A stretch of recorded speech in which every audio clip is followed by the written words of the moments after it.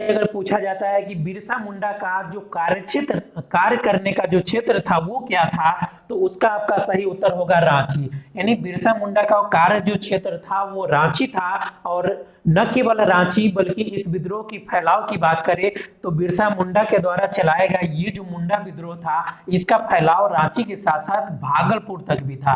तो इसको जो है आप लोग याद रखिएगा। और बिरसा मुंडा के मुंडा विद्रोह की अगर हम बात करें इसके उद्देश्य का, तो इसका जो उद्देश्य था ये आपको इसके आर्थिक आर्थिक इसके आर्थिक सामाजिक सामाजिक इसके आर्थिक सामाजिक राजनीतिक राजनीतिक यानी जो मुंडा जनजाति के लोग थे उसमें राजनीतिक तथा जो धार्मिक है धार्मिक रूपांतरण भी करना था। यानी इसको धार्मिक रूप से भी आप देखेंगे कि जो मुंडा जनजाति के लोग थे उसमें कई कई लोग ऐसे थे जो लोग कि ईसाई धर्म की तरफ खींच रहे थे, यानी उनका झुकाव होता जा रहा था। तो इनमें जो है धार्मिक शुद्धिकरण करना भी बिरसा मुंडा का उद्देश्य था। और बिरसा ने नैतिक आचरण की शुद्धता, आत्म सुधार और एकेश्वरवाद का उपदेश दिया। यानी आपसे पूछा जाता है कि बिरसा मुंडा ने कैसा उपदेश दिया था, आप कहेंगे एकेश्वरवाद का उपदेश दिया था। और जैसे जैसे अगर यह विद्रोह भयानक होता चला गया तो सरकार ने आंदोलन की भयावहता को देखते हुए दमनात्मक कार्रवाई करना शुरू कर दिया। और ये जो बिरसा मुंडा है, बिरसा मुंडा को जो है आपको तीन मार्च को 3 मार्च 1900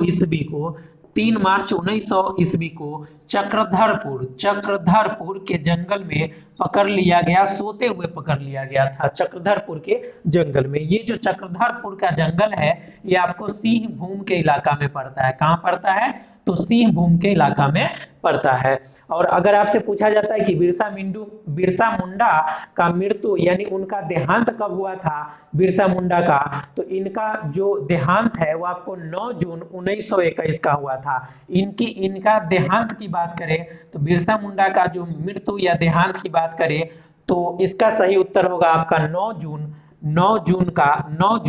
1901 ईस्वी को इनका देहांत हो गया।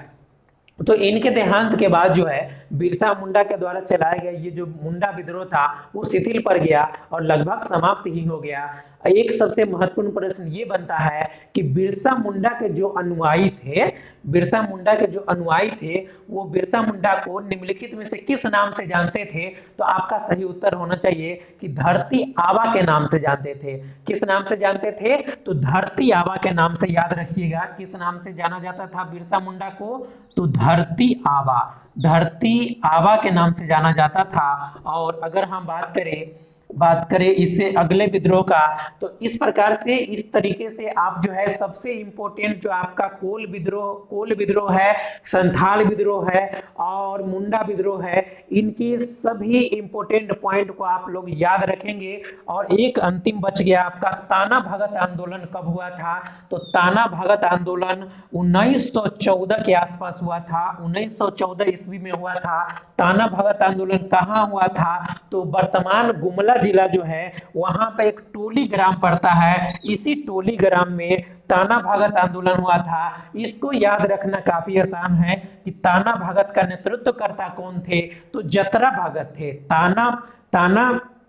ताना भगत आंदोलन 1914 ईस्वी में हुआ। इसके नेतृत्वकर्ता काफी आसान है, इधर ताना भगत और उधर जतरा भगत। याद रखिएगा, आसानी से याद हो जाएगा। डेट भी आप लोग को याद रहेगा 1914, क्योंकि उसी समय जो है प्रथम विश्व युद्ध की शुरुआत हो रही थी। तो इस वीडियो में इतना ही, तब तक के लिए धन्यवाद।